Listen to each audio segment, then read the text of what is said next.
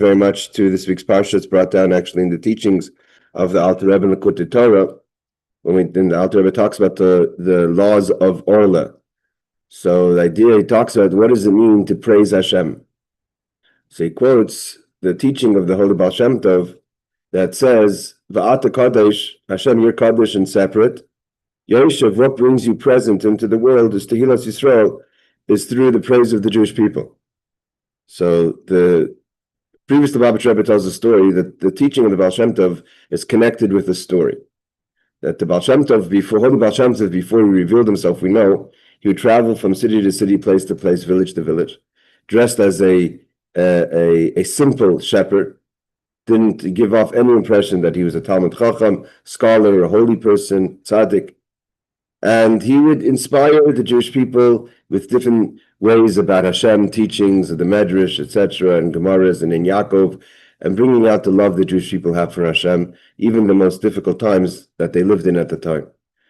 And one of the main ideas about Shem Tov wanted to hear from men, women, children, young, old, was for them to say Baruch Hashem, thank God, Shevach Lakel. He would ask them, how are you doing? How's your parnasa? How's your livelihood? How's your brius? How's your health? And he would want to hear them to respond Baruch Hashem, or something like that, thanking Hashem for their health, for their parnasa, for different questions of things that they needed or that they had in their lives in the physical sense. So that, and he would get tremendous nachas, joy, when people would answer Baruch Hashem. One time he goes to a city, and in that city there was a parish. If I'm not mistaken, I think in the letters of the previous Rebbe, his name was, I think, Chaim Parish, and he was, Parish means a person that's cut off. He lived 50 years already. He was living he had a very small house, he and his wife, and maybe a small family shared. He had a place that they gave him in the synagogue, in the shul, in the back room, where no one bothered him, and he sat literally day and night and learned in his talis and tefillin. There were people like that called a parish. They were totally cut off. And he was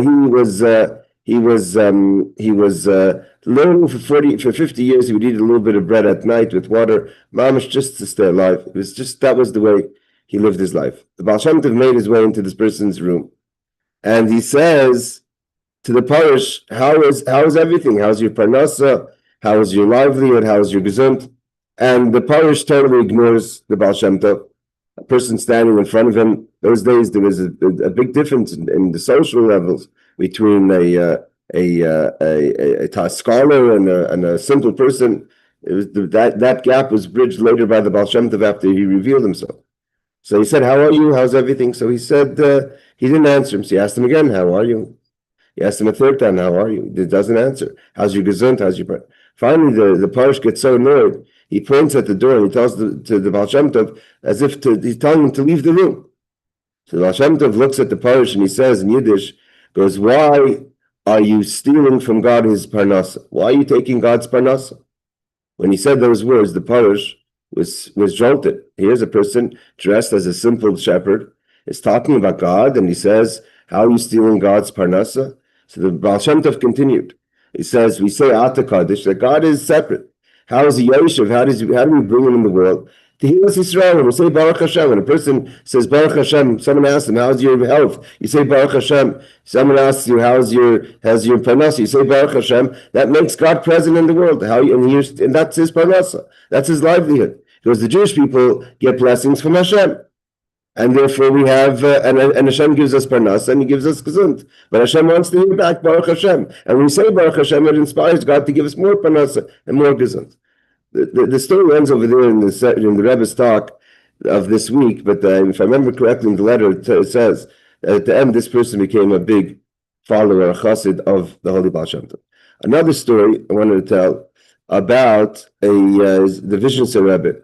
His name is Rabbi Yisrael Hager. This story happened maybe 100, 120 years ago. That in his city, in Vishnu's, I guess, so the Vishnu Rebbe had a custom that every night after he finished doing what he was doing, his day, his schedule, he would take a walk, and accompanied by his gabbai. So one night he takes a walk, and he stops outside the house of a very important banker manager, who was also far from any kind of chassid. Not just that, he was from the maskilim, he was from the enlightened people. which were anti the religious, anti the firm, and definitely anti the Vision Rebbe and his Chassidim. And the attendant is wondering, why would the Rebbe stop outside this person's house? And then the Rebbe climbs the steps, knocks on the door. The attendant is mamish wondering what's going on. And the banker opens the door and he sees the Vision Rebbe, and his look is as shocked as that of the gabbai, of the attendant. And of course he welcomes in the Vision Rebbe, and he sits him down he brings him a cup of water or tea, and he's waiting for the Vision Rebbe, Rabbi Yisrael Hager, to tell him why he's here. He obviously came for a reason.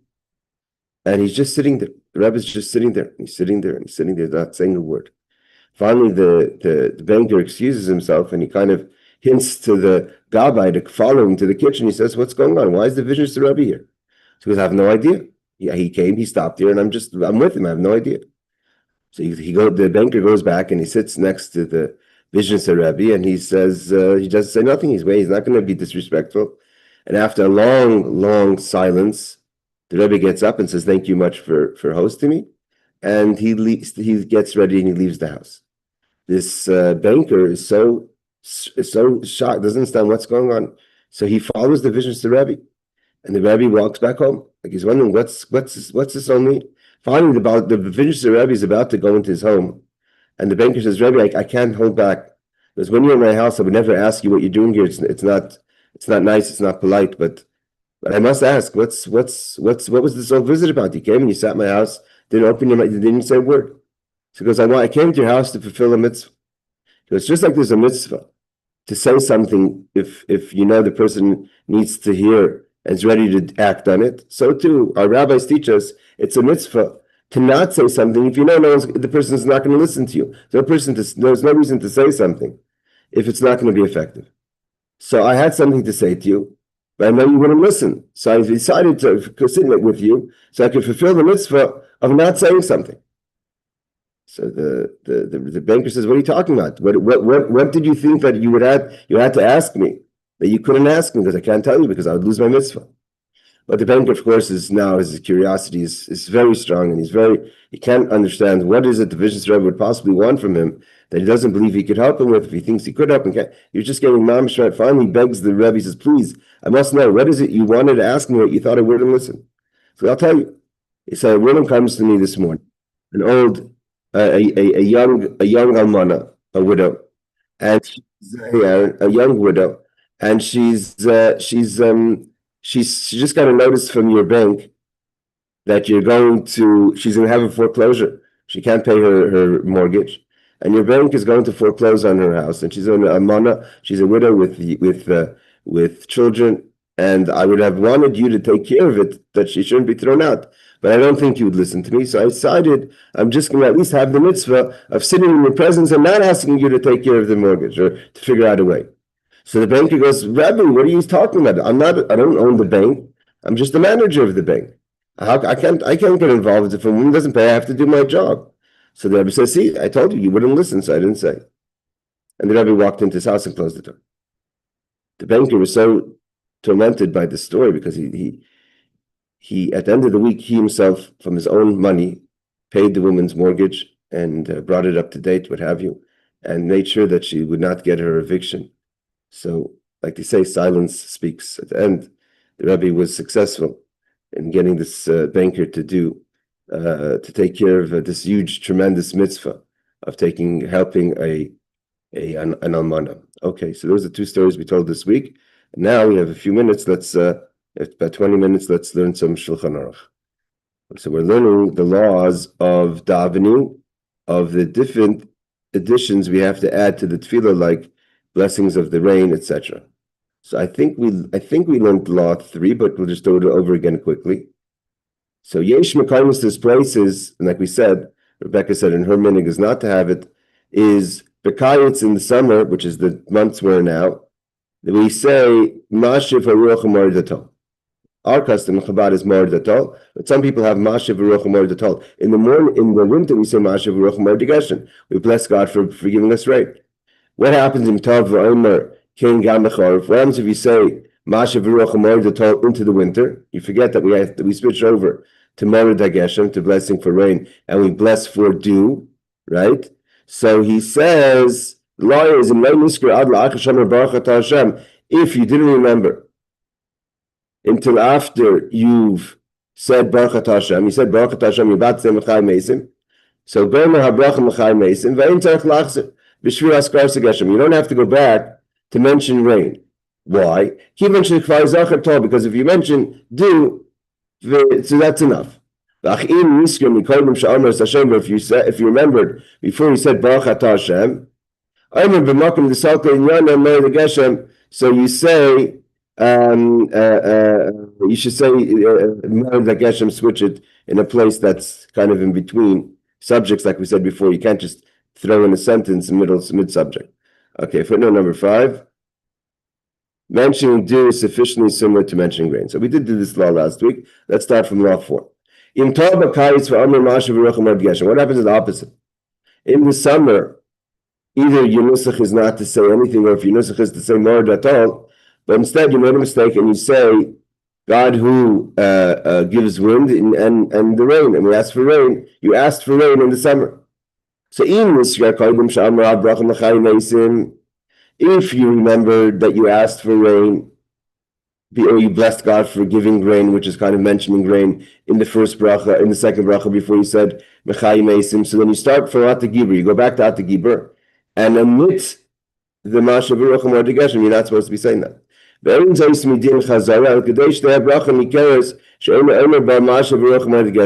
He says this is not because the bracha is invalid, but so that it's apparent that the bracha does not include Masha Baruch Hu Geshem. It's not because you made that the bracha is not good, but you want to make it that the bracha should not mention rain.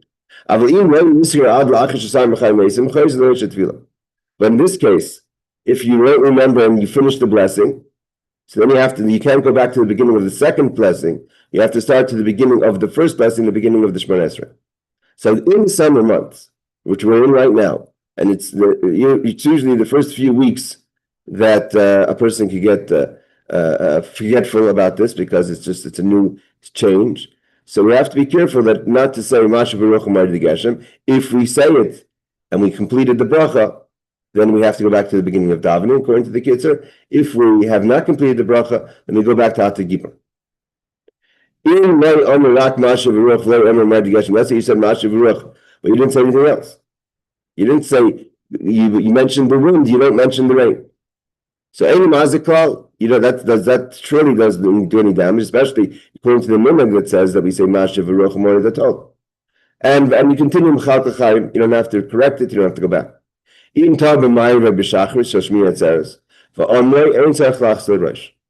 if in the morning of Shemoneh Esrei, when it's before we start mentioning grain, at that point you made a mistake and mentioned grain, basically 1 or 2 prayers early, so then just because it's already at the time, it just wasn't announced yet, so we continue with the blessings.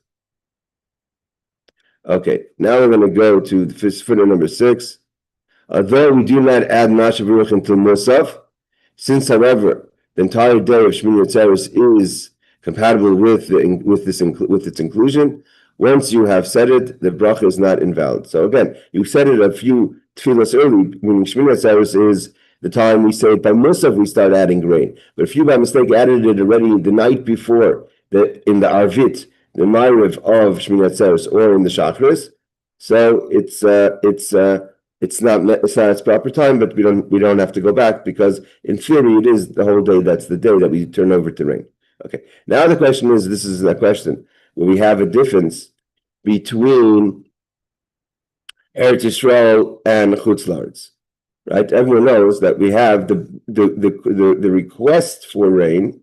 There's a difference between the first blessing. The second blessing is when we're mentioning God, so to say, in praise. We praise the fact that God gives us rain, and we mention it in the time of the winter, and it's not the time to mention it in the summer. But we're not asking for rain. We're mentioning that God gives the rain. In this blessing of Baruch Aleinu is when we ask for things of Parnasa, and in that we have to include in the winter a bracha, the same Talmud of bracha, to ask for rain. So when do we start asking for rain? Not just mentioning rain. So we mention rain in Shemoneh Esrei. But when do we start asking for rain? And the reason is that we want to wait until people are home from the holiday, so they don't get the rain done, right? So in Eretz Yisrael, we start asking from Zayin Mar Cheshvan. But on Chutz La'aretz, it doesn't work like that. So when do we start asking for rain? Is Maschil Mem Talu Mata B'Tefillah Arvis Shoyom Shishim, the 60th day La'acher Tkufas Tishrei. From it's, I think, remind me, December. We'll find. I think we'll have the footnote over here. It turns out, the 5th of December. December. It's the 4th or the 5th of December, and we ask for rain from the 4th, 5th of December until the Pesach.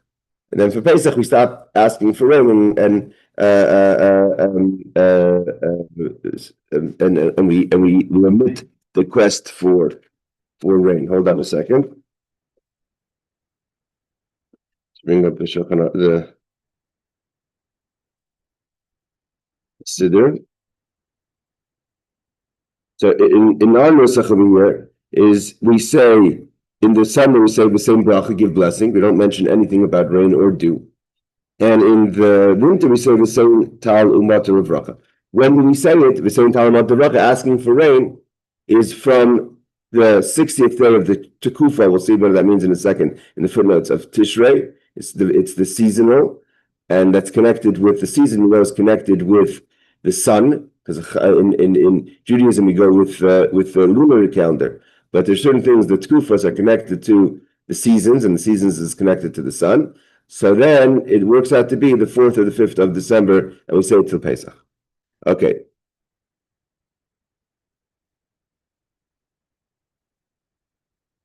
In footnote number 7, he says the names of the 4 seasons are tkufas Nisan, which is spring, Tkufas Tammuz, which is the summer, Tkufas Tishrei, which is the fall, and Tkufas Teves, which is in the winter. So when do we start asking for rain? Again, the seasons go according to the sun. So we start asking for rain 60 days into the fall season. And that works out to be the 4th or 5th of December. In Eretz Yisrael, like I said before, the rain season begins earlier. And Tal Umata is said from the 7th of Cheshvan. That's the Gemara, we figured that's when the last person would get home. The author's dates were valid only until the year 1899. From 1900 until 2021, right? Is begun on December 5th during the regular year and on December 6th during the leap year. Okay, so that's why by us we nowadays it's not December 4th, but it's either December 5th or December 6th. And I'm not sure the cheshbon, how you work out the calculations, because the tkufos are its own calculation of the seasons. It seems like the seasons will be like this from 19 to 2100. So we're still in that time. Any questions on this? We move forward. Okay. Let's say you didn't ask for rain in the winter, whether it's December 5th, 6th, or Zayin Mar Cheshvan in Eretz Yisrael. If you remember before you finish this blessing, which is the blessing for Parnasa, which is Baruch Hashanim, Baruch Aleinu. So, then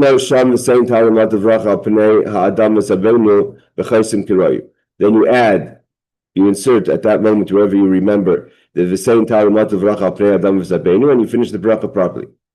That's if you remember mid bracha. What happens then if you don't remember until you complete the bracha? So then. So he says over here, if you do not remember until having completed the bracha, continue on, and in the bracha you continue the next blessing, which is Tekah B'Shofar Gadol, right? So you continue, and until in the bracha of Shema Koreinu, after we say Achar Reikum Al Tashivenu, don't turn us away empty-handed, or our nusach, it is in the part of so At the same time, not the bracha, there you insert it. So there's a special blessing of Shema Kolenu, which is kind of an open blessing. Why? And then you continue Ki'ata Shemaya Tfilas Kopeh, which is, that's where you could add a bracha or any kind of request. We know the rule is that you can't, according to most opinions, you could ask personal requests according to the content of the blessing. So if you have, let's say you have, you want to ask for health, you ask it in referral. If you want to ask for panasi, whatever the bracha you want to ask for. Then there's one bracha which is considered an open bracha, meaning that you could ask for anything, obviously normal, anything that's appropriate. So you could add. So in that place, if you forget to add, to ask for rain in the bracha of baruch of panasa, so you could add it after the words "Reikim al Teshiven," you say the same time about the bracha, and then you continue Ki'ata Shemaya Tfilas Kopeh. If you didn't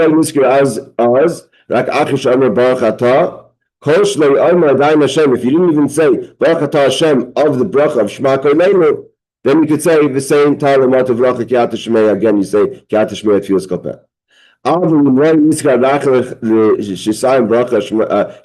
What happens if you forgot to ask for rain and you only remember about it after you've completed mentioning God's name in the completion of Shema Kolenu? You have to go back from Baruch Elenu and continue and go back and finish off the Shemoneh Esrei in order. And what happens if you don't remember about rain until after you've completed the whole Shemoneh Esrei, which is when you say the year L'Ratzon, and you have to daven from the beginning all over again. Okay, so we have basically different options. Option number one is number 8. No, 9 is later. Option number one is that you obviously say it properly. Option number 2 is that you could say it. You if you miss it. So we said that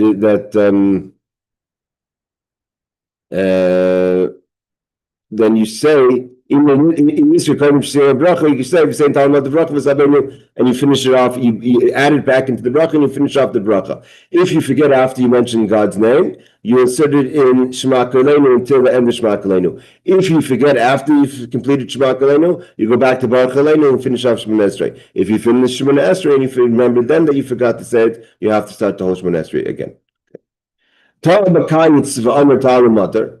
What happens if we're not this season that we're in now, right? It's in the summer, and you've asked for rain, right? You remember you said the same time about the bracha in the summer in Baruch Elenu. Then you have to again start Baruch Elenu and omit it, take it out. We say the same bracha, whatever your nusach is. So here we say basically, if you added it in, then you have to start from Baruch Elenu again, and if you finish the bracha, then so you have to go back to Baruch Elenu. If you finish Shemoneh Esrei, you have to daven again, because you're not supposed to be asking for rain in the summer. Right? No footnotes on this one. So a few more, I'm just open for questions and complete the class. This happens all the time, unfortunately, because we're not always paying attention. It's normal, and you don't remember. You're not sure. You have a doubt. You're not sure if you said Masha V'roch or not. If this is already after 30 days of the change, and you've already davened 90 prayers, because 3 prayers a day, so 30 days is 90 prayers, and you don't know if you did or not, you said Masha V'roch Mardi Geshem. So Cheskasa, we would assume that you prayed properly, because that's already what you're used to. In the first 30 days, so I think now we're still in the first 30 days. Then you have to go back and pray, because if you don't remember, then chances are you made the mistake. The same thing applies to the blessing for rain in the Baruch Elenu.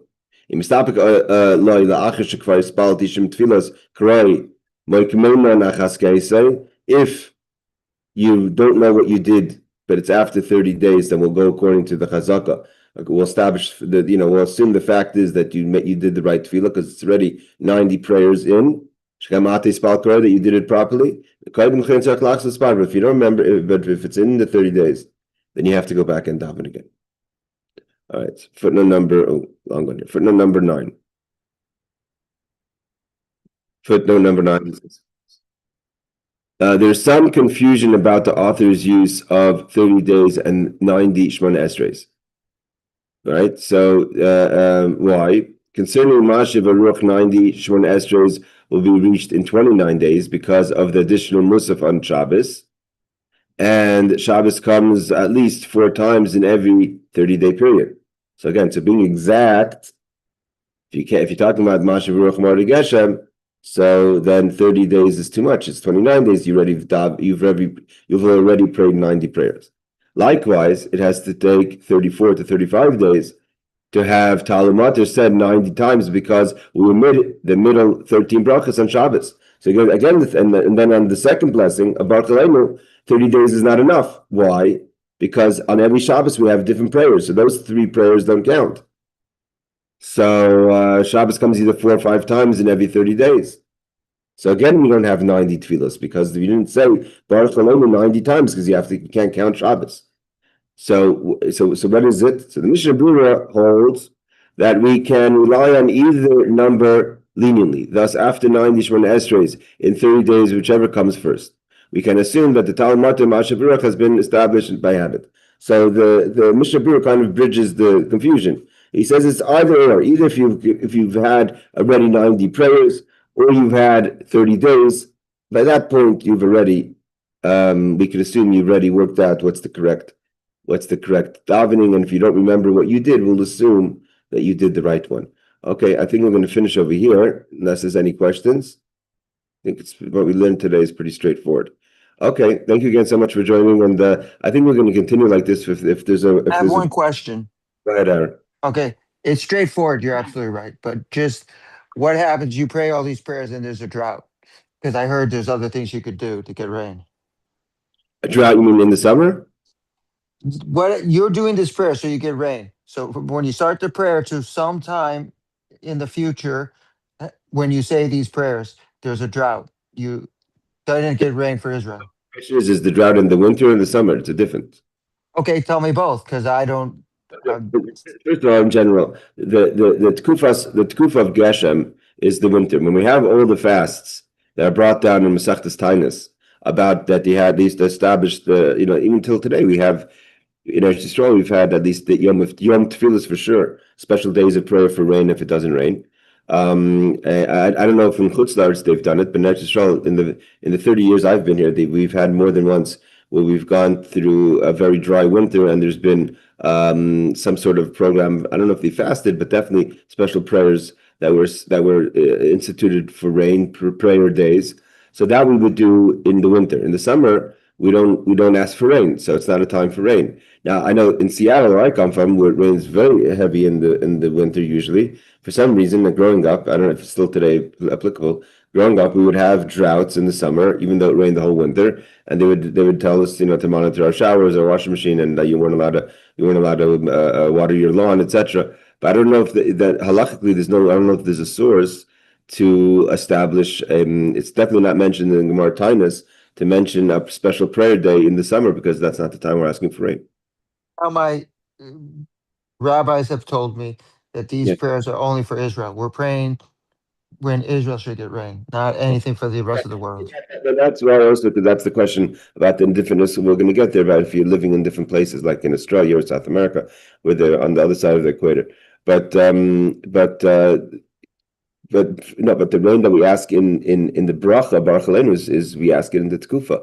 That's why we do it the 4th, 5th, or the 6th of December.